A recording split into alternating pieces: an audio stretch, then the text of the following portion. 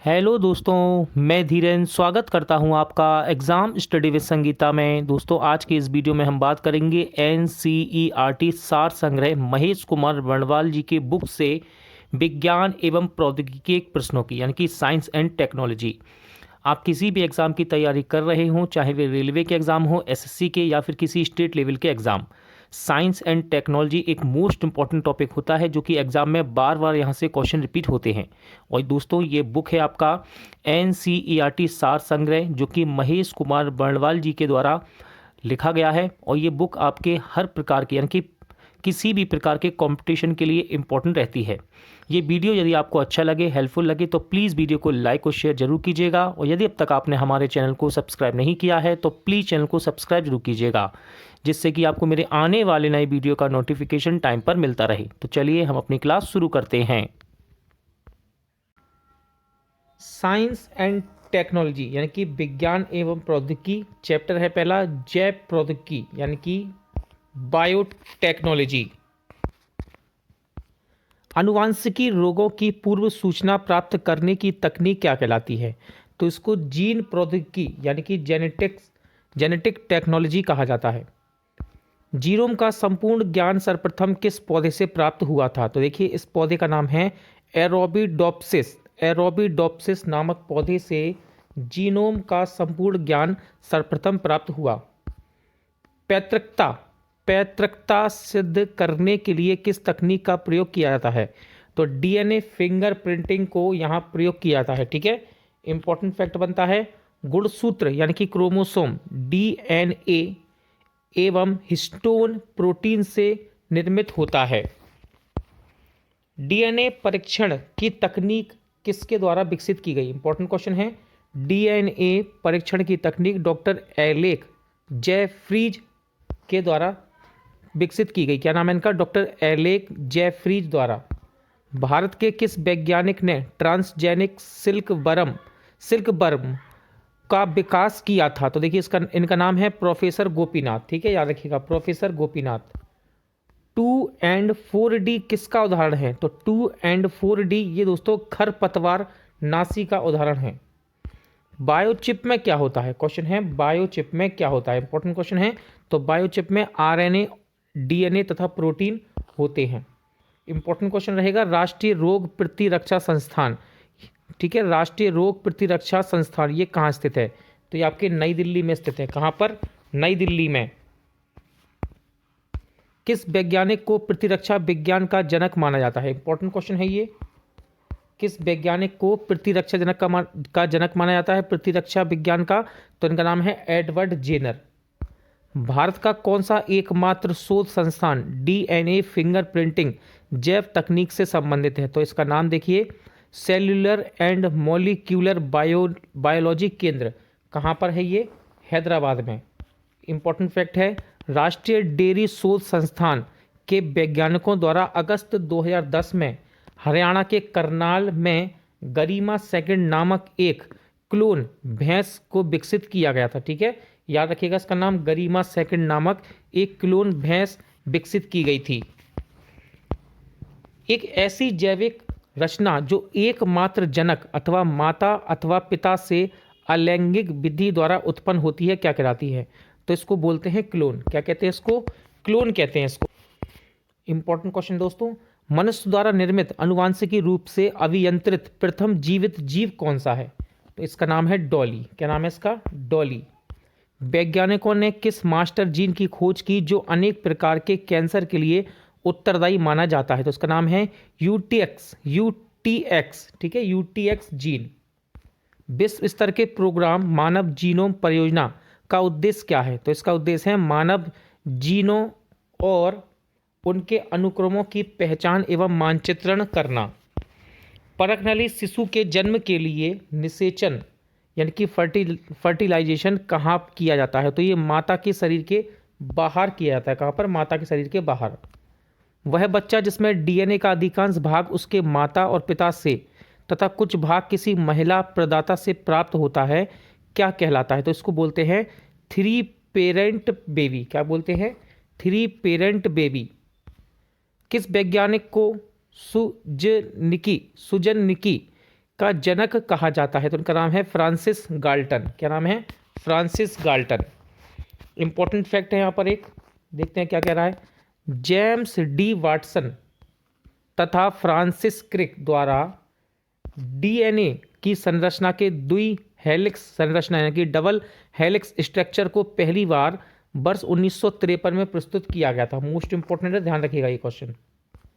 जीनो transplantation से क्या तात्पर्य है? तो एक प्रजाति से दूसरी प्रजाति में अंगों का प्रत्यारोपण होता है ये, ठीक है। चलिए अगला यहाँ पर एक इंपॉर्टेंट फैक्ट बनता है आपके लिए।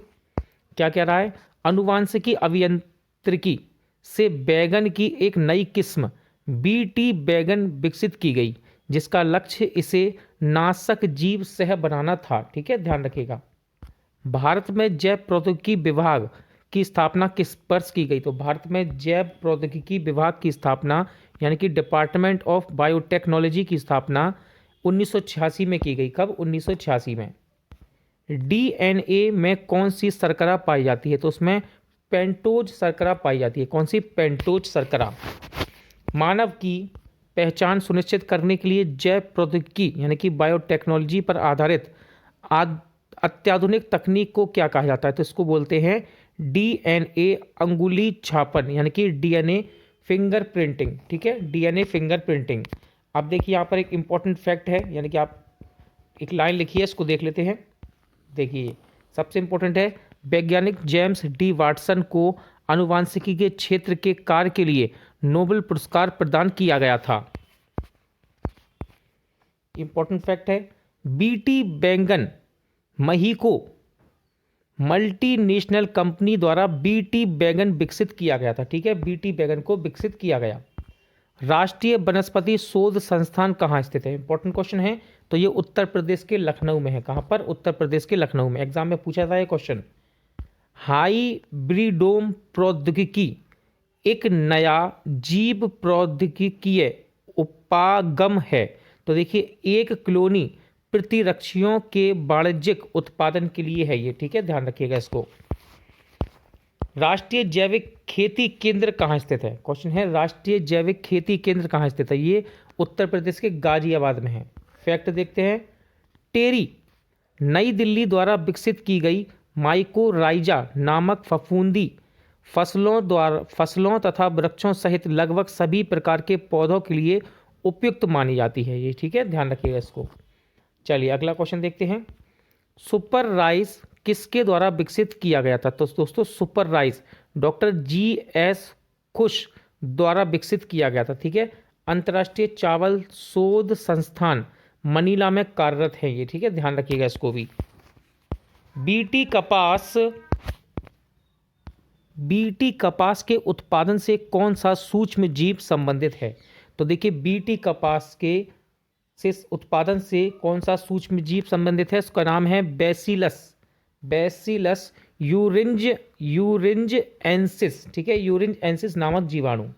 चलिए एक इंपॉर्टेंट फैक्ट आता है, 3 अगस्त 1994 को डॉक्टर वेणुगोपाल के नेतृत्व में अखिल भारतीय आयुर्विज्ञान संस्थान यानी कि एम्स की बात कर रहा है, नई दिल्ली में प्रथम सफल हृदयारोपण किया गया था, ठीक है। किन्होंने किया था प्रथम हृदय प्रत्यारोपण? डॉक्टर वेणुगोपाल, इनका नाम याद रखिएगा। कायिक कोशिका न्यूक्लिय अंतरण प्रौद्योगिकी का प्रयोग किस कार्य के लिए किया जाता है? तो शारीरिक एवं आनुवांशिकी रूप से क्लोन जीव तैयार करने में इसका प्रयोग करते हैं। किसी जीव के उसकी पहचान शारीरिक और व्यवहारिक गुणों के आधार पर सत्यापित करने की तकनीक को क्या कहते हैं? तो इसको बायोमेट्रिक्स कहा जाता है, ठीक है, बायोमेट्रिक्स। चलिए एक इंपॉर्टेंट फैक्ट बनता है, देखते हैं इसको। 25 नवंबर 2007 को केंद्र सरकार द्वारा centre for cellular and molecular biology Hyderabad में देश के पहले स्टेम सेल तकनीक और पुनरुत्पादक औषधि पर चिकित्सीय अनुसंधान केंद्र स्थापित किया गया था, ठीक है। चलिए अगला क्वेश्चन इंपॉर्टेंट रहेगा, भारत का पहला जैव प्रौद्योगिकी जिला कौन सा है? तो भारत का पहला जैव प्रौद्योगिकी जिला ये है एर्नाकुलम। कहाँ पर है ये? केरल में है। भारत में पोलियो वैक्सीन का निर्माण किसके द्वारा किया गया? इंपॉर्टेंट क्वेश्चन है। तो भारत में immunological and biological corporation Bulandshahr Uttar Pradesh के द्वारा पोलियो वैक्सीन का निर्माण किया गया। चलिए इंपॉर्टेंट फैक्ट है एक, प्रसव पूर्व एमनियोसेंटेसिस विधि से भ्रूण का लिंग ज्ञात किया जाता है। ठीक है, याद रखिएगा इसको, इंपॉर्टेंट क्वेश्चन है ये। चलिए, राष्ट्रीय कोशिका विज्ञान केंद्र यानी कि नेशनल सेल साइंस सेंटर कहाँ पर स्थित है? तो ये महाराष्ट्र के पुणे में है दोस्तों। कहाँ पर? महाराष्ट्र के पुणे में। शरीर की उन कोशिकाओं को क्या कहा जाता है जिनमें शरीर की किसी भी प्रकार की कोशिकाओं में विभाजन तथा विशिष्टीकरण की क्षमता और जो कई गंभीर बीमारियों पर शोध का केंद्र बिंदु हैं? तो ये हैं कायिक कोशिकाएं। ठीक है, कायिक कोशिकाएं इनको कहा जाता है। इंस्टीट्यूट ऑफ माइक्रोबियल टेक्नोलॉजी कहाँ पर स्थित है? तो ये चंडीगढ़ में है दोस्तों। कहाँ पर? चंडीगढ़ में।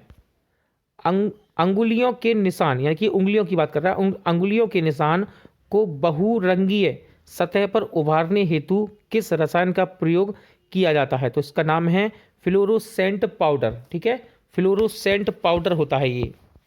ऐसे सूक्ष्म जीव जिनका प्रयोग करके पौधों को पोषक तत्वों की प्राप्ति कराई जा सकती है क्या कहलाते हैं? तो उनको बोलते हैं जैव उर्वरक।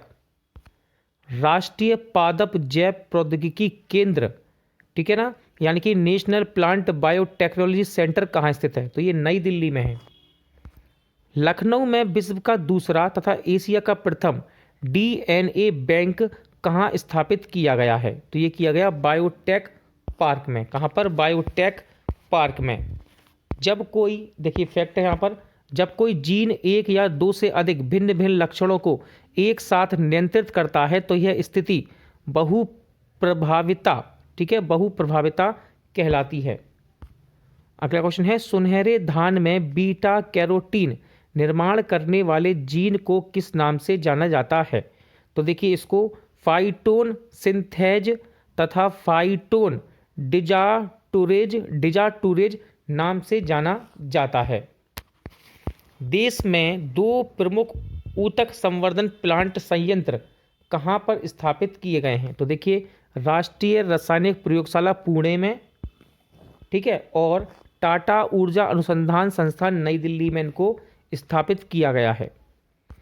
कौन सा जीव पौधों को नुकसान पहुंचाने वाले कीट एवं अन्य आर्थ्रोपोड्स को नष्ट करता है? तो इसका नाम है बेकुलोवायरस। क्या नाम है? बेकुलोवायरस। CRISPR-Cas9 प्रौद्योगिकी किसके लिए प्रयोग की जाती है? तो देखिए इंपॉर्टेंट क्वेश्चन है, जीनोम के कुछ भागों को डीएनए अनुक्रमों से निकालने, जोड़ने या बदलने में सक्षम बनाती है ये प्रौद्योगिकी। ठीक है, देखिए एक इंपॉर्टेंट लाइन यहाँ पर दी है, इसको पढ़ लेते हैं। हिमालय जैव संपदा प्रौद्योगिकी संस्थान हिमाचल प्रदेश में स्थित है। कहाँ पर? हिमाचल प्रदेश में। अंतरिक्ष प्रौद्योगिकी यानी कि space technology, most important fact यहां पर दिया हुआ है। देखिए क्या कह रहा है, यूरी गागरिन वर्ष 1961 की बात है, मानव युक्त अंतरिक्ष यान से उड़ान भरने वाले प्रथम अंतरिक्ष यात्री थे। क्वेश्चन देखते हैं, चंद्रमा की सतह पर उतरने वाला पहला अंतरिक्ष यान कौन सा था? तो इसका नाम है लूना सेकंड। ठीक है, डेट याद रखिएगा 13 सितंबर वर्ष 1959। किसके द्वारा प्रक्षेपित किया गया इसको? तो लूना सेकंड को सोवियत संघ द्वारा प्रक्षेपित किया गया। ठीक है, अगला क्वेश्चन मोस्ट इंपॉर्टेंट है, नील आर्मस्ट्रॉन्ग चंद्रमा पर किस यान से गए थे? तो नील आर्मस्ट्रॉन्ग चंद्रमा पर अपोलो 11 यान से गए थे। ठीक है, अपोलो 11 यान से। अंतरिक्ष में प्रक्षेपित किए जाने वाले प्रथम भारतीय उपग्रह का नाम क्या है, यानी कि फर्स्ट इंडियन सैटेलाइट का नाम क्या है जो कि अंतरिक्ष में प्रक्षेपित किया गया? तो इसका नाम है आर्यभट्ट। ठीक है, सबसे ज़्यादा पूछा जाता है क्वेश्चन, ये इंपॉर्टेंट एग्जाम में। ठीक है, इसकी डेट याद रखिएगा 19 अप्रैल 1975। अगला क्वेश्चन है, अमेरिका अंतरिक्ष एजेंसी नासा, ठीक है, की स्थापना कब हुई? तो देखिए बहुत ही ज़्यादा इंपॉर्टेंट क्वेश्चन है जो, और हम जब भी करंट अफेयर पढ़ते हैं दोस्तों तो हर हफ्ते इसका कुछ ना कुछ क्वेश्चन यहाँ से बनता जरूर है। ठीक है, हर हफ्ते, और मैं आपको इसका स्थापना दिवस और इसका फुल फॉर्म और मुख्यालय जरूर बताता हूँ। तो देखिए नासा की स्थापना की गई 29 जुलाई 1958 में, और नासा का फुल फॉर्म याद रखिएगा national aeronautics and space administration इसका फुल फॉर्म है। 2 सितंबर 1971 को मंगल ग्रह पर उतरने वाला प्रथम मानव निर्मित यान मार्स 3 किस देश के द्वारा प्रक्षेपित किया गया था? तो देखिए मार्स 3 को प्रक्षेपित किया गया था सोवियत संघ के द्वारा। ठीक है, डेट याद रखिएगा 2 सितंबर 1971 को। ठीक है, मंगल ग्रह पर उतरने वाला प्रथम मानव निर्मित यान था ये। एक भू स्थिर उपग्रह का परिभ्रमण काल कितना होता है? तो ये होता है 24 घंटे। तियानवेन फर्स्ट मंगल मिशन किस देश का है? इंपॉर्टेंट क्वेश्चन है। तो तियानवेन फर्स्ट ये है आपके चीन देश का। इसरो की मास्टर कंट्रोल यूनिट कहां पर स्थित है? क्वेश्चन है इसरो की मास्टर कंट्रोल यूनिट ये है हासन कर्नाटक में। कहां पर? हासन कर्नाटक में। देखिए इंपॉर्टेंट फैक्ट है ये, सॉरी कथन, मैं आकाश गंगा की नागरिक हूं, यह कथन किसका है? तो देखिए दोस्तों कल्पना चावला का है, जो कि भारतीय अमेरिकी अंतरिक्ष यात्री। ठीक है, कल्पना चावला का है ये कथन। क्या है? मैं आकाश गंगा की नागरिक हूं। नासा के अंतरिक्ष यान का नाम क्या है? तो नासा के अंतरिक्ष यान का नाम है कैसिनी। ठीक है, कैसिनी। क्या नाम है? कैसिनी। भारतीय, क्वेश्चन है भारतीय मौसमी आग्रह मैट सेट को किस अन्य नाम से जाना जाता है? तो इसको कल्पना फर्स्ट के नाम से जाना जाता है। इसकी प्रक्षेपण की सन याद रखिएगा, सन सबसे ज़्यादा इंपॉर्टेंट 2002, और डेट है 12 सितंबर। ठीक है, अगला क्वेश्चन मोस्ट इंपॉर्टेंट है, इंपॉर्टेंट लगा लीजिएगा इसको। वर्ष 1974 में हुए पोखरण नाभिकीय परीक्षण को कौन सा कूट यानी कि कोड नेम दिया गया था? तो इसका कोड नेम था पोखरण नाभिकीय परीक्षण का स्माइलिंग बुद्धा। ठीक है, आपको ये रेलवे के प्रैक्टिस सेट और एसएससी के प्रैक्टिस सेट में क्वेश्चन जरूर देखने को मिलेगा। अगला क्वेश्चन है, वर्ष 1980 में श्रीहरिकोटा से भारत में स्वदेश निर्मित पहले उपग्रह रोहिणी फर्स्ट का प्रक्षेपण किस प्रक्षेपण यान से किया गया था? ये किया गया था SLV-3 के द्वारा। ठीक है, सैटेलाइट लॉन्च व्हीकल SLV का फुल फॉर्म है। ठीक है, अंतरिक्ष में जाने वाले प्रथम भारतीय कौन थे? मोस्ट इंपॉर्टेंट क्वेश्चन है। तो अंतरिक्ष में जाने वाले प्रथम भारतीय थे राकेश शर्मा। सन याद रखिएगा 1984। क्या था सन? 1984। पोखरण नाभिकीय परीक्षण सेकंड कब किया गया? तो पोखरण नाभिकीय परीक्षण सेकंड 11 मई 1988 को किया गया। मैसेंजर किसका अन्वेषी अंतरिक्ष यान है? तो ये मैसेंजर ये है दोस्तों नासा का। किसका? नासा का। नासा द्वारा प्रक्षेपित मैसेंजर अंतरिक्ष यान किस ग्रह से संबंधित सूचनाएं प्राप्त करने के लिए भेजा गया था? तो ये गया था बुध पर। कहाँ पर? बुध ग्रह पर, यानी कि मरकरी। इंपॉर्टेंट क्वेश्चन है, DRDO द्वारा निर्मित मानव वायुयान कौन सा है? तो DRDO द्वारा निर्मित मानव वायुयान है रुस्तम फर्स्ट। क्या नाम है इसका? रुस्तम फर्स्ट।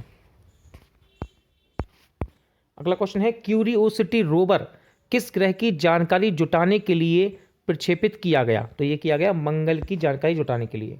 इंपॉर्टेंट फैक्ट है यहाँ पर देखिए, स्पुतनिक फर्स्ट 4 अक्टूबर 1957, सन याद रखिएगा 4 अक्टूबर 1957 को सोवियत संघ द्वारा निर्मित विश्व का प्रथम सफल प्रक्षेपित उपग्रह था ये। ठीक है, इंपॉर्टेंट है ये।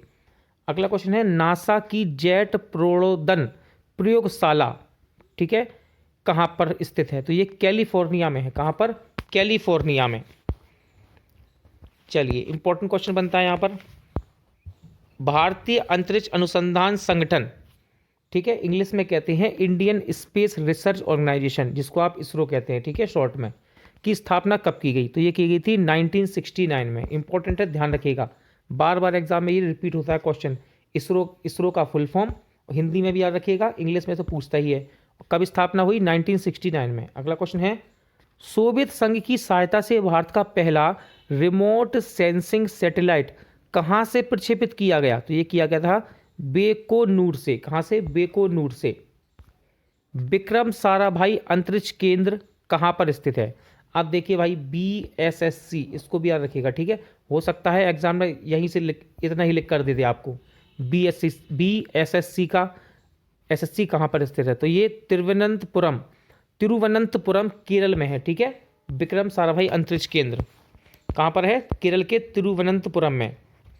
इसरो द्वारा किस प्रक्षेपण यान को फैट बॉय नाम दिया गया है? तो GSLV एम के थर्ड को फैट बॉय नाम दिया गया है। अगला क्वेश्चन है मेघाट्रॉपिक्स उपग्रह का उद्देश्य क्या है? तो देखिए कर्क एवं मकर रेखा के मध्य के क्षेत्र में मेघ निर्माण की प्रक्रिया का अध्ययन करना इसका काम है। ठीक है, चलिए इंपॉर्टेंट फैक्ट देखिए मेघट्रॉपिक्स के बारे में बताया गया है। देखिए क्या कह रहा है, मेघाट्रॉपिक्स भारतीय फ्रांसीसी अंतरिक्ष एजेंसीज का संयुक्त उपग्रह मिशन है। इसे इसरो के PSLV CA-C18 रॉकेट द्वारा 12 अक्टूबर 2011 को प्रक्षेपित किया गया था। मोम का पूर्ण रूप क्या है? MOM, मोम का पूर्ण रूप क्या है? तो देखिए मार्स ऑर्बिटर मिशन इसका फुल फॉर्म है। ठीक है, याद रखिएगा, इंपॉर्टेंट है ये क्वेश्चन। चंद्रयान सेकंड किस रॉकेट द्वारा प्रक्षेपित किया गया था? तो चंद्रयान सेकंड को GSLV Mark 3 के द्वारा प्रक्षेपित। देखिए एक इंपॉर्टेंट लाइन यहाँ पर लिखी है, क्या कह रहा है, वैलेंटिना तेरेस्कोवा अंतरिक्ष में जाने वाली विश्व की प्रथम महिला अंतरिक्ष यात्री थी। ठीक है, रूस की थी, ये याद रखिएगा, कहाँ की? रूस की थी ये वैलेंटिना तेरेस्कोवा। सन है 1963 का। ठीक है, भारत के द्वारा स्थापित प्रथम बहु तरंगदैर्ध्य अंतरिक्ष वेधशाला कौन सी है? तो यह है एस्ट्रोसैट। एस्ट्रोसैट को किस टेलीस्कोप का लघु संस्करण कहा जाता है? तो नासा के हब्बल स्पेस टेलीस्कोप का लघु संस्करण कहा जाता है। किसको? एस्ट्रोसैट को, जो कि भारत के द्वारा स्थापित प्रथम बहुतरंग अंतरिक्ष वेधशाला है। नासा के द्वारा किस अंतरिक्ष पिंड के अध्ययन के लिए न्यू होराइजन नामक अंतरिक्ष यान का प्रक्षेपण किया गया था? तो इसका नाम था प्लूटो। क्या नाम था? प्लूटो। गोल्डीलॉक्स जोन क्या है? क्वेश्चन है गोल्डीलॉक्स जोन क्या है? तो बाह्य अंतरिक्ष में वह क्षेत्र जहां पृथ्वी जैसे ग्रहों की खोज की संभावना होती है उसको बोलते हैं गोल्डीलॉक्स जोन। भारत का पहला प्रायोगिक संचार उपग्रह कौन सा है? तो यह है एप्पल। ठीक है, प्रक्षेपण वर्ष था 1981। चंद्रयान फर्स्ट का सफलतापूर्वक प्रक्षेपित करने में भारत का कौन सा स्थान था? इंपॉर्टेंट क्वेश्चन है। चंद्रयान फर्स्ट को सफलतापूर्वक प्रक्षेपित करने में भारत का स्थान था 6वां। कौन सा? 6वां। आई इन द स्काई नाम से कौन सा उपग्रह प्रसिद्ध है? तो इसका नाम है कार्टोसैट उपग्रह। ठीक है, इंपॉर्टेंट क्वेश्चन ध्यान रखिएगा। आई इन द स्काई कार्टोसैट उपग्रह है ये। अगला क्वेश्चन देखिए, मंगलयान किस रॉकेट द्वारा प्रक्षेपित किया गया था? इंपॉर्टेंट क्वेश्चन है, तो याद रखिएगा PSLV 25 के द्वारा मंगलयान को प्रक्षेपित किया गया। संख्या की दृष्टि से भारत मंगलयान को सफलतापूर्वक भेजने वाला कौन सा राष्ट्र है? तो यह है चौथा राष्ट्र। आप देखिए यहाँ पर एक इंपॉर्टेंट स्लाइड आ रही है। स्लाइड में आपको क्या दिया हुआ है? स्लाइड में बताया गया है विश्व के कुछ प्रमुख रॉकेट प्रक्षेपण स्थल। इंपॉर्टेंट है, ध्यान रखिएगा। ठीक है, तो पहले हम बात करेंगे लॉन्चिंग स्टेशन और उनका देश कौन है। देखिए, तो लॉन्चिंग स्टेशन पहला है श्रीहरिकोटा। यह है अपने भारत के आंध्र प्रदेश में। सबसे इंपॉर्टेंट है, पूछ लेता है श्रीहरिकोटा कहाँ है? तो आंध्र प्रदेश में है। अगला है लॉन्चिंग स्टेशन आस्ट्राखान, ये रूस में है। फिर है प्लेस टक कॉस्मोड्रोम, इंपॉर्टेंट है, ध्यान रखिएगा, ये है आपके रूस में। फिर है कैप कैनेवरल, ठीक है, कैप कैनेवरल, ये फ्लोरिडा USA में है। इसके बाद मोस्ट इंपॉर्टेंट रहता है कैनेडी स्पेस सेंटर, तो ये मैरिट आइसलैंड में है, फ्लोरिडा USA में। ठीक है, इसके बाद बात करेंगे, अगला है कोरू। ठीक है, कोरू ये है आपके फ्रेंच गुयाना दक्षिण अमेरिका में। फिर है पामाचिम एयरबेस, ये इजराइल में है। इसके बाद है उची नूर स्पेस सेंटर, तो ये कोगोसीमा जापान में है। यूमेरा लॉन्चिंग स्टेशन, यूमेरा ये है ऑस्ट्रेलिया में। हमाम शहर ये है ईरान में। इसके बाद इंपॉर्टेंट है ये बेकानूर कजाकिस्तान, पूर्व सोवियत संघ। ठीक है, अल अनवर यह है इराक में है। लास्ट है जिडक्वाइन स्पेस लॉन्च सेंटर, ये चीन में है। कहाँ पर? चीन में। रोसेटा नामक अंतरिक्ष यान विश्व की किस अंतरिक्ष एजेंसी से संबंधित है? तो ये है यूरोपियन अंतरिक्ष एजेंसी से। ठीक है, यूरोपियन अंतरिक्ष एजेंसी से। भारत का प्रथम रक्षा उपग्रह किसे माना जाता है? तो भारत का प्रथम रक्षा उपग्रह TES को माना जाता है। ठीक है, टेक्नोलॉजी एक्सपेरिमेंट सैटेलाइट इसका फुल फॉर्म है। मंगल ग्रह के उल्कापिंड का एक टुकड़ा अंटार्कटिका से प्राप्त हुआ, इसका नाम क्या है? तो इसका नाम है 8400 भुवन क्या है? क्वेश्चन है भुवन क्या है? तो देखिए भुवन दोस्तों इसरो द्वारा विकसित सॉफ्टवेयर है ये, ठीक है। बाह्य अंतरिक्ष में चलने वाला प्रथम अंतरिक्ष यात्री कौन था? बाह्य अंतरिक्ष में चलने वाला प्रथम अंतरिक्ष यात्री था एलेक्सी लियोनोव, ठीक है। डेट याद रखिएगा 18 मार्च 1995। नासा की जेट प्रोपल्सन लेबोरेटरी कहाँ पर है? तो ये है पासाडेना कैलिफोर्निया में। इसरो का पहला अंतरिक्ष प्रौद्योगिकी ऊष्मायन केंद्र कहाँ पर स्थापित किया गया? तो ये त्रिपुरा के अगरतला में स्थापित किया गया। इंपॉर्टेंट क्वेश्चन है थुम्बा में विक्रम साराभाई अंतरिक्ष केंद्र की स्थापना के लिए सबसे महत्वपूर्ण कारण क्या है? तो देखिए थुम्बा भूचुंबकीय विषुवत रेखा पर स्थित है इसीलिए, ठीक है। हब्बल स्पेस टेलीस्कोप का निर्माण किसके द्वारा किया गया? तो ये नासा और यूरोपियन स्पेस एजेंसी के द्वारा किया गया। इंपॉर्टेंट है ये नाम, ठीक है। हब्बल स्पेस टेलीस्कोप ये नासा और यूरोपियन स्पेस एजेंसी द्वारा निर्माण किया गया इसका। चीन की नेविगेशन प्रणाली का नाम क्या है? तो इसका नाम है बेईडी, ठीक है। बेईडू। सोवियत कॉस्मोड्रोम से प्रक्षेपित भारत का प्रथम सैटेलाइट का कौन सा था? तो देखिए सोवियत कॉस्मोड्रोम से प्रक्षेपित भारत का प्रथम सैटेलाइट था आर्यभट्ट। सन याद रखिएगा 1975। भारत में कल्पना चावला मेमोरियल प्लेनेटेरियम की स्थापना कहाँ की गई है? तो यह हरियाणा के कुरुक्षेत्र में की गई है। वर्तमान में विश्व के कितने देश ने अपने चंद्रमा मिशन भेजे हैं? तो देखिए इनके नाम याद रखिएगा अमेरिका, रूस, जापान, चीन, यूरोपियन स्पेस अंतरिक्ष एजेंसी और भारत ने। चलिए इंपॉर्टेंट क्वेश्चन आया है एक बहुत ही ज़्यादा। भारतीय अंतरिक्ष अभियान का जनक किसे माना जाता है? Father of Indian space mission, ठीक है, का जनक कौन है? तो ये हैं विक्रम साराभाई, ठीक है। GSLV मार्क सेकंड को किस अन्य नाम से भी जाना जाता है? तो इसको नोटी बॉय के नाम से जाना जाता है, ठीक है। GSLV मार्क सेकंड को नोटी बॉय के नाम से जाना जाता है। भारत ने किस देश के सहयोग से बराक 8 मिसाइल नेक्स्ट जनरेशन विकसित की है? तो ये की है इजराइल के सहयोग से। किस देश? चलिए एक इंपॉर्टेंट क्वेश्चन यहाँ पर देखिए, फैक्ट लिखा हुआ है। 19 जून 1981 को प्रथम भारतीय संप्रेषण सैटेलाइट यानी कि कम्युनिकेशन सैटेलाइट प्रक्षेपित किया गया। इसका नाम था एप्पल। क्या नाम था इसका? एप्पल। चलिए देखिए एक इंपॉर्टेंट स्लाइड आई है अंतरिक्ष में प्रथम, ठीक है। अंतरिक्ष कार्यक्रम की बात हो रही है, एक एक करके देखेंगे हम। सभी इंपॉर्टेंट है यहाँ पर, ठीक है। एक भी ऐसा नहीं है कि इंपॉर्टेंट नहीं है। चलिए पहला है अंतरिक्ष यान। देखिए अंतरिक्ष यान स्पुतनिक फर्स्ट, वर्ष इसका याद रखिएगा 4/10/1957। इंपॉर्टेंट क्या है? 1957 सन याद रखिएगा, ठीक है। क्या हुआ? यह पूर्व सोवियत संघ द्वारा अंतरिक्ष में प्रक्षेपित प्रथम उपग्रह था। अगला है स्पुतनिक सेकंड, सन है 1957। डेट भी याद दी है लेकिन सन पे ध्यान दीजिएगा, एग्जाम में सन ज़्यादा आते हैं। देखिए यह अंतरिक्ष में जीवित कुत्ते को ले जाने वाला उपग्रह था, ठीक है, स्पुतनिक सेकंड। स्कोर को देखिए, स्कोर अंतरिक्ष यान का नाम है स्कोर, सन है 1958। यह अंतरिक्ष में स्थापित पहला संचार उपग्रह है, ठीक है, अंतरिक्ष में स्थापित पहला संचार उपग्रह। इसके बाद है लूना थर्ड 1959, लूना थर्ड। यह प्रथम अंतरिक्ष यान था जिसने पृथ्वी से दिखाई ना देने वाली चंद्रमा की सतह के चित्र भेजे थे, ठीक है, ये वाली बात कर रहे हैं हम।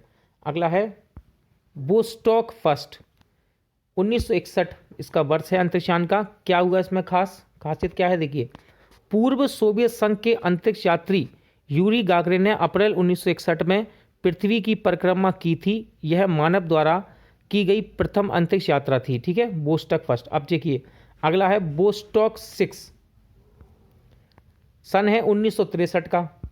क्या हुआ ये देखिए, इंपॉर्टेंट है बहुत ज़्यादा। वेलेंटाइना तेरेस्कोवा पूर्व सोवियत संघ द्वारा प्रथम महिला अंतरिक्ष यात्री थी ये, ठीक है, इसी यान से गई थी। अगला है इंटलसैट, सन है 1965 का, इंटलसैट का, ठीक है, इंटलसैट का हटा देता हूँ मैं, क्लियर दिखेगा। देखिए अब देखिए इंटलसैट 1965 का सन है। क्या हुआ? व्यावसायिक यानी कि कमर्शियल उद्देश्य के लिए प्रक्षेपित प्रथम संचार उपग्रह है ये। अगला है वेनेरा 7, सन है 1965 का। किसी अन्य ग्रह पर उतरने वाला प्रथम अंतरिक्ष यान था ये। कहाँ उतरा? शुक्र ग्रह पर, यानी कि वीनस पर। अगला है लूना 9, सन है 1968। चंद्रमा की सतह पर सफलतापूर्वक उतरने वाला प्रथम अंतरिक्ष यान है ये, ठीक है, लूना 9। सोयोज 4 अंतरिक्ष यान की बात करें, समय है 1969 का। प्रथम स्थापित प्रयोगात्मक, ठीक है, अंतरिक्ष केंद्र है ये। अपोलो 11 की बात करेंगे, इंपॉर्टेंट है, सन है 1969 का। यह चंद्रमा पर उतरने वाला प्रथम अंतरिक्ष यान था, ठीक है, अपोलो 11। चलिए आगे बढ़ेंगे अपोलो 11 से। मार्स 2 की बात करेंगे, सन है 1971। क्या हुआ? मंगल ग्रह पर उतरने वाला प्रथम अंतरिक्ष यान था ये, ठीक है, मार्स 2। फिर है होप, 2020 की बात है। मंगल ग्रह पर उतरने वाला अरब देशों का प्रथम अंतरिक्ष यान था ये, ठीक है, अरब देशों का, संयुक्त अरब अमीरात यहाँ लिखा भी है, ठीक है, होप। चलिए आगे की स्लाइड में अंतरिक्ष केंद्र व उनकी इकाइयों के बारे में बात कर रहा है, ठीक है। अब देखिए सबसे पहला है विक्रम साराभाई अंतरिक्ष केंद्र। तो ये आपका केरल के तिरुवनंतपुरम में है, ठीक है। उद्देश्य क्या है? उद्देश्य देख लीजिए, रॉकेट अनुसंधान एवं प्रक्षेपण यान विकास परियोजनाओं, प्रक्षेपण यान SLV-3, SLV और PSLV एवं GSLV इसी केंद्र से विकसित किए गए हैं। कहाँ से? विक्रम साराभाई अंतरिक्ष केंद्र से। अगला है इसरो उपग्रह केंद्र, ये आपका बेंगलोर में, कर्नाटक। उपग्रह परियोजना के डिजाइन, निर्माण, परीक्षण संबंधी कार्य यहाँ पर होते हैं। फिर है अंतरिक्ष उपयोग केंद्र, ये अहमदाबाद में है, गुजरात के अहमदाबाद में। क्या होता है यहाँ पर? दूरसंचार और टेलीविजन में उपग्रह का उपयोग, पर्यावरण पर्यवेक्षण, भूमापन आदि से संबंधित काम होते हैं यहाँ पर। फिर है सार केंद्र, ये आपके आंध्र प्रदेश में है, श्रीहरिकोटा में। खासियत क्या है? उद्देश्य, यानी उद्देश्य क्या है? भारतीय प्रक्षेपण यान के ठोस ईंधन रॉकेट के विभिन्न चरणों का पृथ्वी पर परीक्षण तथा प्राणोदक प्रसंस्करण करता है ये। इसके बाद है द्रव प्राणोदक प्रणाली केंद्र। तो देखिए ये है आपका तिरुवनंतपुरम, बेंगलुरु और तमिलनाडु में, ठीक है। इसके केंद्र की प्रमुख शाखाएं हैं। काम क्या है? उद्देश्य क्या है इनका? इसरो के उपग्रह प्रक्षेपण यानों एवं उनमें द्रव ईंधन से चलने वाली चालक नियंत्रक प्रणालियों से संबंधित इसका उद्देश्य है।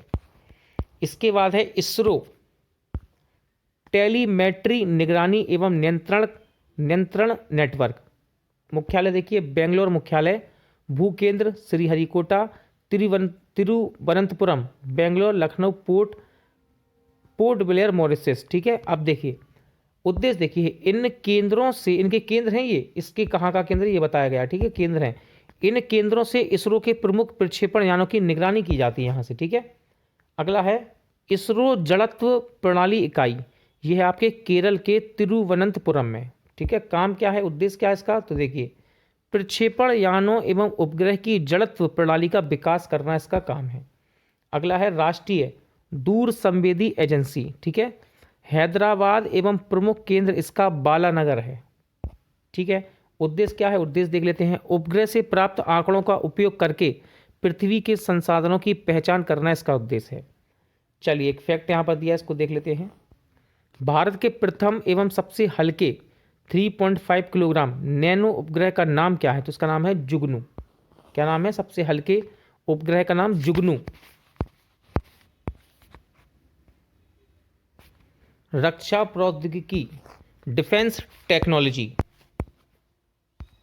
DRDO की स्थापना किस वर्ष हुई थी? सबसे ज़्यादा पूछा जाने वाला क्वेश्चन है, सबसे ज़्यादा पूछा जाने वाला, ठीक है। DRDO की स्थापना और इसरो की स्थापना सबसे ज़्यादा पूछता है एग्जामिनर।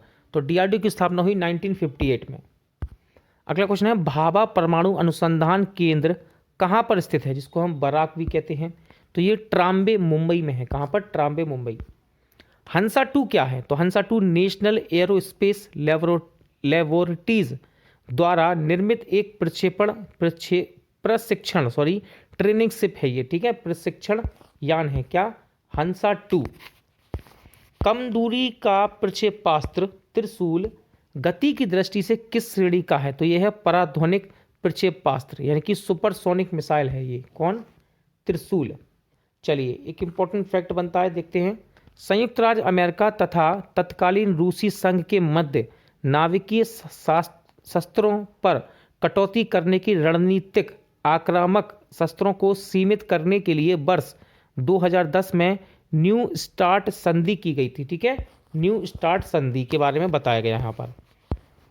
विश्व का पहला परमाणु बिजली घर किस देश में स्थापित किया गया? तो ये किया गया था रूस में। ठीक है, ओबर्सनिक परमाणु बिजली घर 1954 ईस्वी में। ठीक है, ध्यान रखिएगा।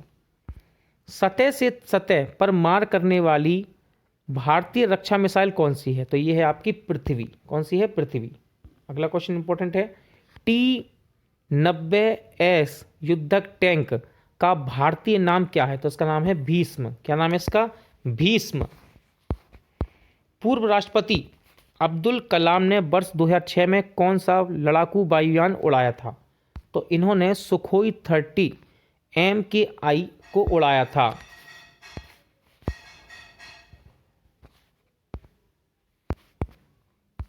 ब्रह्मोस सुपरसोनिक क्रूज मिसाइल का निर्माण किन दो देशों के द्वारा किया गया है? तो ये किया गया भारत और रूस के द्वारा। ठीक है, भारत और रूस के द्वारा। नेशनल डिफेंस कॉलेज कहाँ पर स्थित है? इंपॉर्टेंट क्वेश्चन है। नेशनल डिफेंस कॉलेज ये नई दिल्ली में है। अगला क्वेश्चन, अगला फैक्ट देखिए, इंपॉर्टेंट है। DRDO के द्वारा भारतीय थल एवं वायुसेना के लिए इंद्र नामक राडार का विकास किया गया है, यानी कि विकसित किया गया है। स्वदेश निर्मित, इंपॉर्टेंट क्वेश्चन है, स्वदेश निर्मित पहला तेल वाहक पोत ऑयल फ्लीट टैंकर कौन सा है? तो इसका नाम है INS शक्ति। क्या नाम है? INS शक्ति। भारत की लघु दूरी का टैंक प्रतिरोधी एंटी टैंक रेसिस्टेंट स्वदेश निर्मित प्रक्षेपास्त्र का नाम क्या है? तो उसका नाम है नाग। सतह से सतह मार करने वाली सौर्य गति की दृष्टि से किस श्रेणी की मिसाइल है ये? तो ये हाइपरसोनिक मिसाइल है। ठीक है, गति क्या है? ध्वनि की गति से बहुत अधिक ज़्यादा गति है इसकी। ठीक है, किसकी? सौर्य की। भारत द्वारा विकसित ICBM जिसकी मारक क्षमता 2000 किलोमीटर से अधिक है, उसका नाम क्या है? तो ये आपका अग्नि सेकंड की बात कर रहा है। ठीक है, चलिए। अंतर महाद्वीपीय बैलिस्टिक मिसाइल, ठीक है, इसका फुल फॉर्म है। चलिए आगे देखते हैं। भारत द्वारा फाल्कन राडार सिस्टम किस देश से खरीदा गया है? तो ये खरीदा गया है इजराइल के द्वारा। भारतीय वायुसेना का पहला स्वदेशी एवं हल्का लड़ाकू विमान कौन सा है? तो इसका नाम है तेजस। फैक्ट देखिए, इंपॉर्टेंट है ये। कल्पक्कम जो कि तमिलनाडु में है, इंदिरा गांधी परमाणु अनुसंधान केंद्र वर्ष 1971 में यहाँ पर स्थापित किया गया। इंपॉर्टेंट क्वेश्चन, भारत ने पहला परमाणु परीक्षण कब किया? तो भारत ने पहला परमाणु परीक्षण 18 मई 1974 को किया था। ठीक है। एडमिरल गोर्स्कोवा जिसे रूस ने बनाया वह क्या है?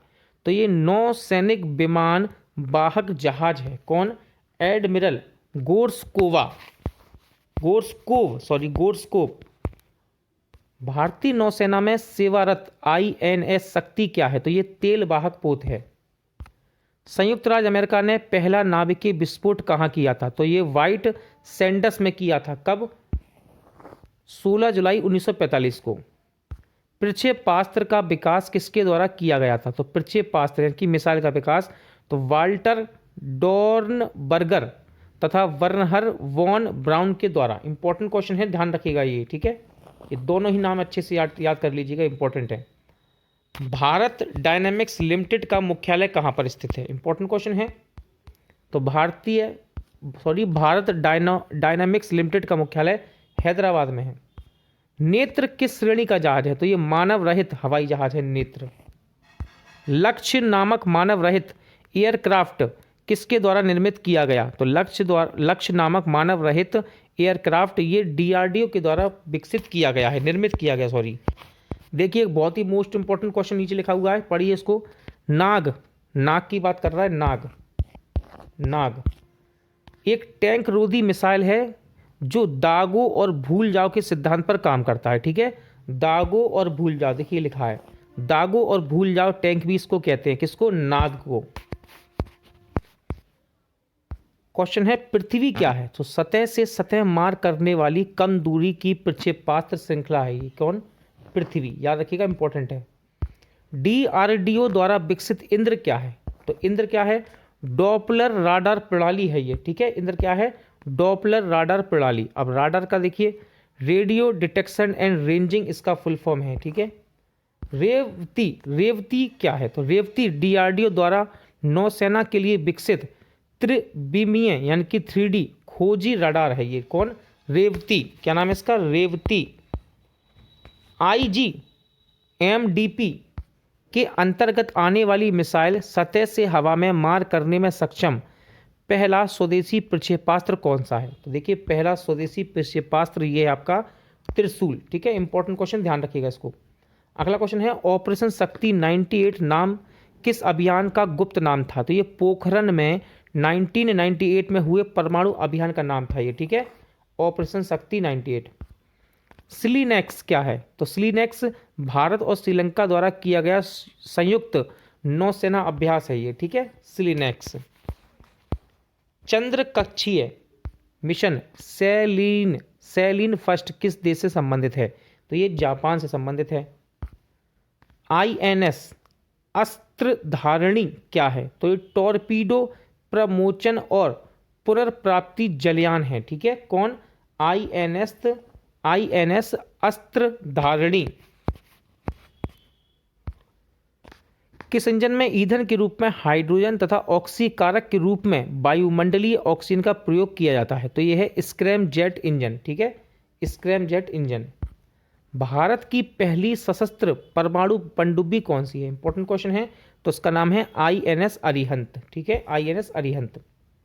मालाबार 2020 क्या है? तो भारत, अमेरिका और जापान के सैनिकों द्वारा किया गया संयुक्त युद्ध अभ्यास है ये। ठीक है, भारत, अमेरिका, जापान के सैनिकों द्वारा किया गया युद्ध अभ्यास है मालाबार 2020।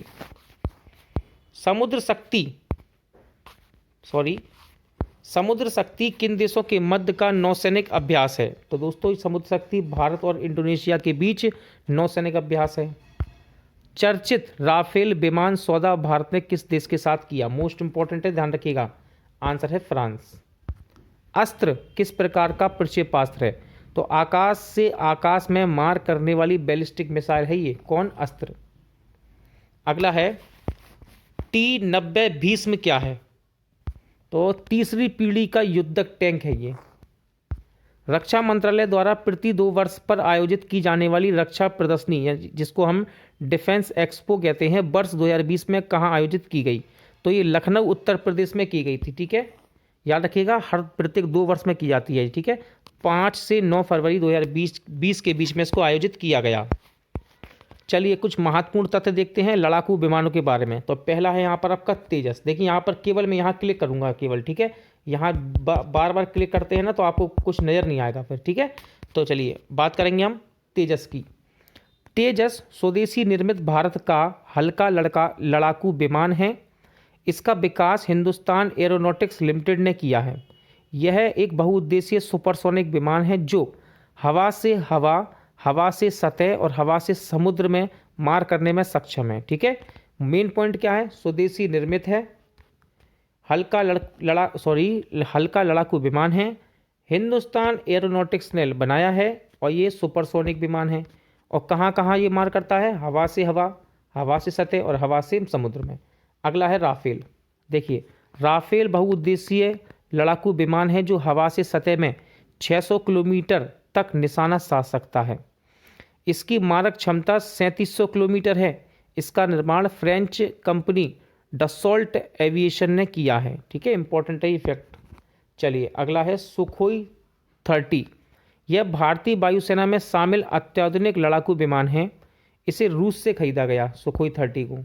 सुखोई 30 से विभिन्न श्रेणी की 12 मिसाइलें दागी जा सकती हैं। विभिन्न श्रेणी की 12 मिसाइल दाग सकता है ये। इसमें 4000 किलोग्राम वजन विस्फोटक ले जाने की क्षमता भी है। अगला है MiG-29। यह भारत और रूस की संयुक्त परियोजना है। भारतीय वायुसेना के पास MiG-29 के 3 स्क्वाड्रन हैं जिन्हें अपग्रेड किया जा रहा है। ठीक है, इसकी बात कर रहे थे हम। अगला देखेंगे अवकाश। एयरबोर्न बोर्निंग एंड कंट्रोल भारतीय वायुसेना का खोजी विमान है ये। अगला है ध्रुव। क्या है ये ध्रुव? देखिए, यह स्वदेशी निर्मित एडवांस्ड लाइट हेलीकॉप्टर है। इसकी अधिकतम गति 245 किलोमीटर प्रति घंटा है। अगला बात करेंगे निशांत की। देखिए निशांत की खासियत देखिए, यह पायलट रहित प्रशिक्षण विमान है। रिमोट से संचालित यह विमान युद्ध क्षेत्र में पर्यवेक्षण और टूह ले जाने में सक्षम है। ठीक है, इसके बाद बात करेंगे पिनाक की। पिनाक स्वदेशी तकनीक से निर्मित यह एक मल्टी बैरल रॉकेट लॉन्चर है। कौन? पिनाक रॉकेट लॉन्चर है पिनाक। चलिए सारथ को देखते हैं। सारथ एक तरह का प्रक्षेपास्त्र प्लेटफॉर्म है जिसे आकाश, त्रिशूल व नाग प्रक्षेपास्त्र की तैनाती के लिए विकसित किया गया है। चलिए एक मोस्ट इंपॉर्टेंट स्लाइड यहाँ पर आ रही है, भारत के प्रमुख प्रक्षेपास्त्र। सबसे पहले बात करेंगे पृथ्वी की। तो आप याद रखिएगा इसकी श्रेणी, सतह से सतह पर मार करने वाली कम दूरी की मिसाइल है ये पृथ्वी। ठीक है, सतह से सतह। अब देखिए पृथ्वी 1 की बात करें। पृथ्वी 1 मारक क्षमता में 150 किलोमीटर है। इसे थल सेना में शामिल किया गया। इसके बाद है पृथ्वी 2, मारक क्षमता है 250 किलोमीटर। इसको वायुसेना में शामिल किया गया। फिर है पृथ्वी 3, मारक क्षमता है 350 किलोमीटर। इसे नौसेना में शामिल किया गया। देखिए पृथ्वी मिसाइल का प्रथम परीक्षण फरवरी 1988 में चांदीपुर परीक्षण केंद्र से किया गया था। ठीक है, ध्यान रखिएगा इसको, केंद्र से किया गया था। इसकी बात कर रहे थे हम। ठीक है, ये रहा। अगला है त्रिशूल। त्रिशूल क्या है? सतह से हवा में मार करने वाली मिसाइल है ये। ठीक है, सतह से हवा में मार करती है मिसाइल। देखिए त्रिशूल का प्रथम परीक्षण 28 दिसंबर 1996 को किया गया था। मारक क्षमता है 500 मीटर से 9 किलोमीटर की मारक क्षमता है। किसकी? त्रिशूल की। आकाश की बात करेंगे। देखिए नाम में ही लिखा है आकाश, तो सतह से हवा में जाएगा। ठीक है, आप ऐसे ट्रिक से भी याद कर सकते हैं उसको। जैसे पृथ्वी है तो पृथ्वी सतह से सतह, जमीन मान लीजिए आप। ठीक है, सतह से सतह। त्रिशूल देखिए सतह से हवा में तो फेंकते हैं हम त्रिशूल को सतह से, यहाँ नीचे खड़े हैं हम और हवा में फेंकते हैं। ठीक है, ऐसे याद कर सकते हैं आप। आकाश की बात करते हैं। देखिए आकाश क्या है? सतह से हवा में मार करता है ये, सतह से हवा में मार करता है। कौन? त्रिशूल, सॉरी आकाश। ठीक है, सतह से हवा में। अब देखिए बात करेंगे हम यहाँ पर अग्नि की। देखिए अग्नि की बात करेंगे। देखिए यहाँ पर अग्नि के बारे में दिया है। अग्नि फर्स्ट की बात करें। अग्नि फर्स्ट की मारक क्षमता है दोस्तों 700 से 1250 किलोमीटर। अग्नि सेकंड की मारक क्षमता दी है 2000 से 3000 किलोमीटर। अग्नि थर्ड की मारक क्षमता दी है 3000 किलोमीटर से अधिक। अग्नि 4 की मारक क्षमता दी है आपको 3 से 4000 किलोमीटर। अग्नि 5 की मारक क्षमता है 5000 किलोमीटर से अधिक। अब देखिए अग्नि सीरीज के तहत 5 मिसाइल तैयार की गई हैं। यह एक बैलिस्टिक मिसाइल है जो परमाणु बम ले जाने में सक्षम है। बात करेंगे नाग की। किसकी? नाग। अभी मैंने आपको बताया था दागो और भूल जाओ, वही है ये नाग। देखिए नाग क्या है? टैंक रोधी निर्देशित मिसाइल है ये। मारक क्षमता है 4 किलोमीटर। ठीक है, इसका प्रथम सफल परीक्षण नवंबर 1990 में किया गया था। इसे दागो और भूल जाओ प्रक्षेपास्त्र भी कहा जाता है। इंपॉर्टेंट है फैक्ट ये। ठीक है, दागो और भूल जाओ प्रक्षेपास्त्र कहते हैं नाग को। चलिए अब है धनुष की बात करेंगे। धनुष सतह से हवा में मार करने वाला मिसाइल है। मारक क्षमता है 150 किलोमीटर। परमाणु आयुध ले जाने में क्षमता है इसकी 50 किलोग्राम। यह पृथ्वी मिसाइल का नौसैन्य संस्करण है। इसके बाद बात करते हैं अस्त्र की। अस्त्र क्या करता है? हवा से हवा में मार करने वाला मध्यम दूरी का मिसाइल है ये। मारक क्षमता है 10 से 25 किलोमीटर। यह स्वदेश तकनीक से निर्मित भारत का प्रथम मिसाइल था। अब बात करेंगे ब्रह्मोस की। देखिए सतह से हवा को मार करने वाला मध्यम दूरी का सुपरसोनिक क्रूज मिसाइल है ये ब्रह्मोस। मारक क्षमता है 290 किलोमीटर। अब देखिए इसकी खासियत, परमाणु आयुध ले जाने की क्षमता है इसकी 200 से 300 किलोग्राम। ठीक है, यह भारत और रूस की संयुक्त परियोजना से विकसित प्रक्षेपास्त्र है। इसका ब्रह्मोस नाम भारत की ब्रह्मपुत्र नदी के ब्रहा और रूस की मस्कोवा नदी के मोस से मिलकर बना है। ठीक है, ध्यान रखिएगा ब्रह्मोस। इसका प्रथम सफल परीक्षण जून 2001 में किया गया था। किसका? ब्रह्मोस का। अगला है Sagarika. Sagarika submarine launch ballistic missile है ये। इसका पहला सफल परीक्षण समुद्र के भीतर फरवरी 2018 में किया गया। यह परंपरागत एवं परमाणु दोनों प्रकार के आयुध ले जाने में सक्षम है। इसके बाद बात करेंगे प्रद्युमन। प्रद्युमन प्रद्युमन क्या है? सतह से हवा में मार करने वाला कम दूरी का इंटरसेप्टर मिसाइल है। यह पृथ्वी एयर डिफेंस का दूसरा नाम है। ठीक है, पृथ्वी एयर डिफेंस का दूसरा नाम है। चलिए इसके बाद बात करते हैं शौर्य। सतह से हवा में मार करने वाली मध्यम दूरी की मिसाइल है। क्षमता है, मारक क्षमता 600 किलोमीटर। इसका सफल परीक्षण 12 नवंबर 2008 को किया गया था। ठीक है, सागर शौर्य का यह जल के भीतर छोड़ी जाने वाली सागरिका मिसाइल का थल संस्करण है। ठीक है, अब देखिए यहाँ पर कुछ इंपॉर्टेंट आपको यहाँ पर युद्ध टैंक के बारे में तथ्य दिए गए हैं। ठीक है, युद्ध टैंकों को भी देख लेते हैं। देखिए कौन कौन से युद्ध टैंक है। पहला है अर्जुन।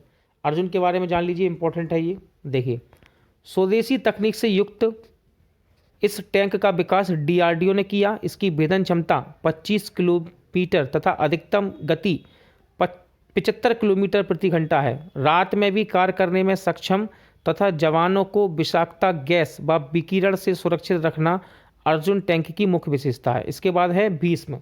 यह भी युद्ध टैंक है। भीष्म यह मध्यम श्रेणी का युद्धक टैंक है। इसकी अधिकतम क्षमता है गति 60 किलोमीटर प्रति घंटा है। ठीक है, यह लेजर निर्देशित रिफ्लेक्स मिसाइल से युक्त है। भीष्म टैंक भारत और रूस की संयुक्त परियोजना के द्वारा विकसित किया गया। अगला है कर्ण।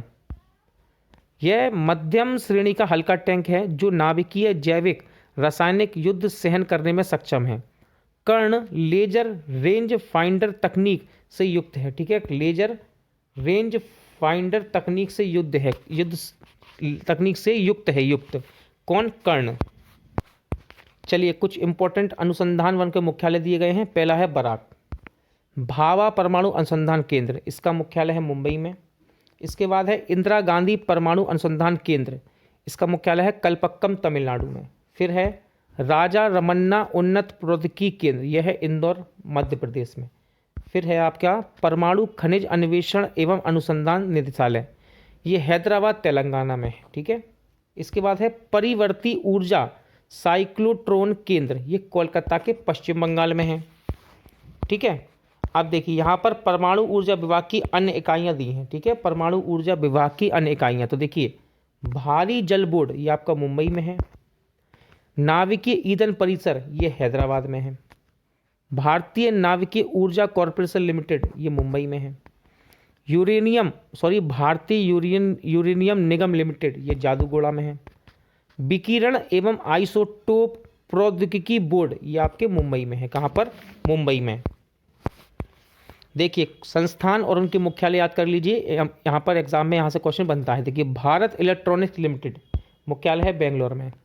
हिंदुस्तान एरोनॉटिक्स लिमिटेड का मुख्यालय बेंगलोर में है। इंपॉर्टेंट है ये। फिर है भारत डायनामिक्स लिमिटेड। इसका मुख्यालय हैदराबाद में है। ये भी इंपॉर्टेंट है। मिस्र धातु निगम लिमिटेड इसका मुख्यालय हैदराबाद में है। Garden reach ship builders and engineering limited इसका मुख्यालय कलकत्ता में है। आगे बात करते हैं भारत अर्थ मूवर्स लिमिटेड। इंपॉर्टेंट है, इसका मुख्यालय आपका बेंगलोर में। गोवा शिपयार्ड लिमिटेड का मुख्यालय वास्को डी गामा में है। Mazagon dock ship builders limited इसका मुख्यालय मुंबई में है। ऑर्डिनेंस फैक्ट्री बोर्ड इंपॉर्टेंट है, इसका मुख्यालय कलकत्ता में है। हिंदुस्तान शिपयार्ड लिमिटेड इंपॉर्टेंट है, इसका मुख्यालय आपका विशाखापत्तनम में है। डीआरडीओ द्वारा उपग्रह भेदी मिसाइल का परीक्षण सफलतापूर्वक किस अभियान के अंतर्गत किया गया? तो ये किया गया था मिशन शक्ति। ठीक है, 27 मार्च 2019 ये डेट भी याद रखिएगा। अमेरिका, रूस और चीन के बाद भारतीय एंटी सैटेलाइट मिसाइल दागने की क्षमता रखने वाला कौन सा देश है? तो ये है चौथा देश है आपका। कौन सा? चौथा। बन्नाक्राई पेटाया और इंटरनल ब्लू आदि शब्द किससे संबंधित हैं? तो ये सब साइबर आक्रमण यानी कि साइबर अटैक से संबंधित हैं। उच्च गति डेटा संचारण के लिए प्रकाश को माध्यम के रूप में प्रयुक्त करता है, तो ये करता है लाइफाई। कौन करता है? लाइफाई। प्रोजेक्ट लून किससे संबंधित है? तो ये वायरलेस टेक्नोलॉजी से है, जिसको हिंदी में कहते हैं बेतार संचार प्रौद्योगिकी। ठीक है, प्रोजेक्ट लून। भारत में गूगल की निःशुल्क सार्वजनिक वाईफाई सेवा प्रदान करने वाला पहला रेलवे स्टेशन कौन है? इंपॉर्टेंट क्वेश्चन है। तो यह है Mumbai central railway station. Ransomware क्या है? तो ये एक प्रकार का मालवेयर है। ठीक है, अब देखिए मालवेयर क्या होता है, इसको भी जान लीजिए। मालवेयर एक ऐसा कोई भी कंप्यूटर प्रोग्राम यानी कि सॉफ्टवेयर हो सकता है जो किसी कंप्यूटर सर्वर, नेटवर्क अथवा क्लाइंट को हानि पहुंचाने के लिए डिजाइन किया जाता है। यह है मालवेयर। मैलवेयर भी कहते हैं इसको। साइबर आक्रमण तथा आंकड़ों की चोरी के डर से बचने हेतु centre for development of advanced computer ने किस सॉफ्टवेयर का विकास किया है? तो इसका नाम है नयन। क्या नाम है? नयन। बाईमैक्स किससे संबंधित है? तो बाईमैक्स है संचार प्रौद्योगिकी से। ठीक है, संचार प्रौद्योगिकी से संबंधित है बाईमैक्स। सेंसर युक्त अंतर संबंधित वस्तुओं का नेटवर्क जो डाटा का आदान प्रदान कर सकता है क्या कहलाता है? तो इसको इंटरनेट ऑफ थिंग्स कहते हैं। ठीक है, नैनो प्रौद्योगिकी, नैनो टेक्नोलॉजी शब्द का प्रयोग सर्वप्रथम किसने किया? इंपॉर्टेंट क्वेश्चन है, तो नाम याद रखिएगा, नोरियो तानीगुची। क्या नाम इनका? नोरियो तानीगुची। नैनो फोटोनिक्स किससे संबंधित है? तो नैनो स्केल पर प्रकाश के व्यवहार के अध्ययन से ये संबंधित है। वह सामाजिक ह्यूमनॉइड रोबोट कौन सा है जिसे हांगकांग स्थित कंपनी हैनसन रोबोटिक्स द्वारा विकसित किया गया? ठीक है, याद रखिएगा। तो नवंबर 2017 में रोबोट सोफिया को सऊदी अरब की नागरिकता प्रदान की गई थी। किसी देश की नागरिकता पाने वाला ये पहला रोबोट था। ठीक है, ध्यान रखिएगा।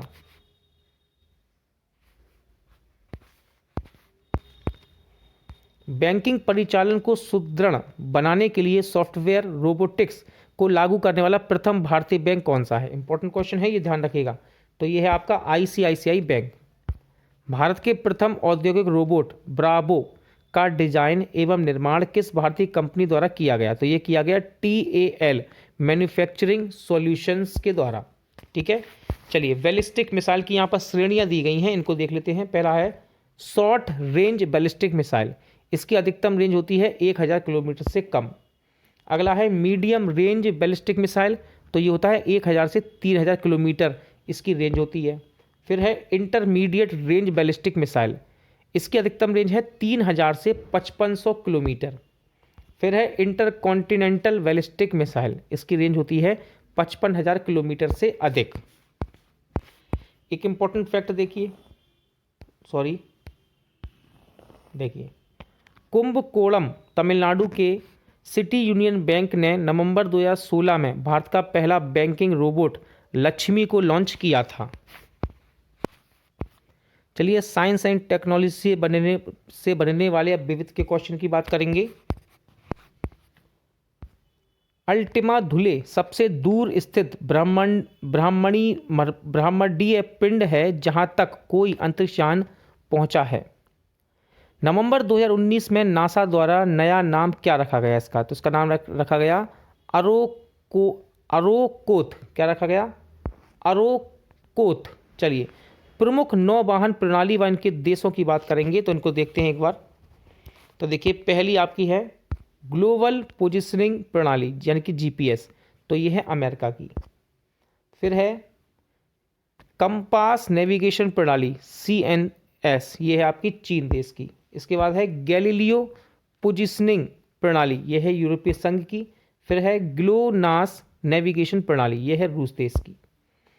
क्वेश्चन देखिए, भारतीय अंतरिक्ष अनुसंधान संगठन के वर्तमान अध्यक्ष कौन है? तो ये है केशवान। आने वाले समय में चेक करके जाइएगा, इस प्रकार के क्वेश्चन चेंज होते रहते हैं। इसरो द्वारा निर्मित सबसे बड़ा सबसे वजनी संचार उपग्रह कौन सा है? तो यह है GSAT 11। नासा ने किस ग्रह के अध्ययन के लिए इनसाइट मिशन का प्रक्षेपण किया था? तो ये है मंगल। भारत के पहले प्रस्तावित मानव युक्त अंतरिक्ष मिशन का नाम क्या होगा? तो इसका नाम है गगनयान। इंपॉर्टेंट क्वेश्चन है। चंद्रयान 2 कब प्रक्षेपित किया गया? तो ये किया गया था 22 जुलाई 2019 को। इंपॉर्टेंट क्वेश्चन है। अब देखिए यहाँ पर चंद्रयान 2 के कुछ इंपॉर्टेंट फैक्ट हैं। चंद्रयान 2 के लैंडर को विक्रम जबकि रोवर को प्रज्ञा नाम दिया गया। इंपॉर्टेंट क्वेश्चन है, ध्यान रखिएगा। यहाँ से क्वेश्चन कभी भी बन सकता है एग्जाम में, ध्यान रखना। पृथ्वी और सूर्य का गुरुत्व संतुलन बिंदु क्या है? तो यह है लॉन्ग रेंज पॉइंट। चंद्रमा पर उतरने वाला पहला मानव युक्त अंतरिक्ष मॉड्यूल का नाम क्या था? तो इसका नाम था ईगल। क्या नाम था इसका? ईगल। अमेरिकी अंतरिक्ष एजेंसी नासा ने सूर्य के त्रिआयामी अध्ययन के लिए कौन सा मिशन अक्टूबर 2006 में प्रारंभ किया? तो इसका नाम है स्टेरियो मिशन। जाली दस्तावेज का पता किन किरणों के माध्यम से लगाया जा सकता है? तो ये परावैंगनिक किरणों के माध्यम से लगा सकते हैं। सिम का पूरा स्वरूप क्या है? यानी कि सिम का फुल फॉर्म पूछ रहा है, तो फुल फॉर्म है सब्सक्राइबर आइडेंटिटी मॉड्यूल। ठीक है, इंपॉर्टेंट है, एग्जाम में आ सकता है ये। इसरो द्वारा अंतरिक्ष में प्रयोग होने वाली लिथियम आयन बैटरियों के लिए किस कंपनी के साथ करार किया गया? तो ये किया गया BHEL के साथ, यानी कि भारत हेवी इलेक्ट्रिकल्स लिमिटेड के साथ। भूतुल्यकालिकी कक्षा में संचार उपग्रह स्थापित करने की संभावना सबसे पहले किसने व्यक्त की थी? तो ये की थी आर्थर सी क्लार्क ने। किसने? आर्थर सी क्लार्क ने। क्रायोजेनिक ताप से क्या आज से किस ताप से है? तो ये है 150 डिग्री सी से कम ताप। भारत के प्रमुख स्तंभ कोशिका अनुसंधान केंद्र हैं ये, इनको एक बार देख लीजिए। ठीक है, तो चलिए, पहला है national centre for biological science, ये है बेंगलोर में। अगला है national centre for sale science. अब देखिए यहाँ से फुल फॉर्म याद रखिएगा, NCCS। फुल फॉर्म ही पूछ लेगा आपसे एग्जाम में, फिर क्या करेंगे? ठीक है, याद रखिएगा इनको। तो ये है पुणे में। अगला है international centre for stem cells cancer and biotechnology, ये आपके पुणे में। फिर है centre for stem cell science, Hyderabad में है ये। स्कूल ऑफ रीजेनरेटिव मेडिसिन, ये आपके कर्नाटक में है। कहाँ पर? कर्नाटक में। अगला है LV प्रसाद आई इंस्टीट्यूट, ये आपका हैदराबाद में है। ठीक है, क्वेश्चन है किस वायरलेस तकनीक के अंतर्गत दो उपकरणों को एक छोटी रेंज में लाकर रेडियो संचार स्थापित किया जाता है? तो यह है निकट क्षेत्र संचार। किस एप्लीकेशन के माध्यम से भौतिक जगत की वस्तुओं को कंप्यूटर जनित 3D मॉडल को एनिमेशन वीडियो के द्वारा संवर्धित किया जाता है? तो यह है साकार ऐप। क्या नाम है इसका? साकार ऐप। भूस्थितिक कक्षा पृथ्वी से लगभग कितनी ऊंचाई पर स्थित है? तो ये है आपकी 36,000 किलोमीटर। इंपॉर्टेंट क्वेश्चन एग्जाम में पूछा जाता है ये। कौन सा भारतीय उपग्रह एक ही समय में ultraviolet, optical, low and high energy x-ray wave band पर ब्रह्मांड की निगरानी करने में सक्षम है? तो इसका नाम है एस्ट्रोसैट। क्या नाम है? एस्ट्रोसैट। इसको जरूर पढ़िएगा। गोल्डीलॉक्स जोन में स्थित ऐसे ग्रह जो आकार प्रकार की दृष्टि से पृथ्वी के समान होते हैं सुपर अर्थ कहलाते हैं। क्या? सुपर अर्थ। दोस्तों, आज का वीडियो यहीं एंड होता है। उम्मीद करता हूं आपको सभी क्वेश्चन अच्छे लगे होंगे, समझ आए होंगे। पूरा वीडियो देखने के लिए धन्यवाद। जल्द मिलते हैं नेक्स्ट वीडियो के साथ।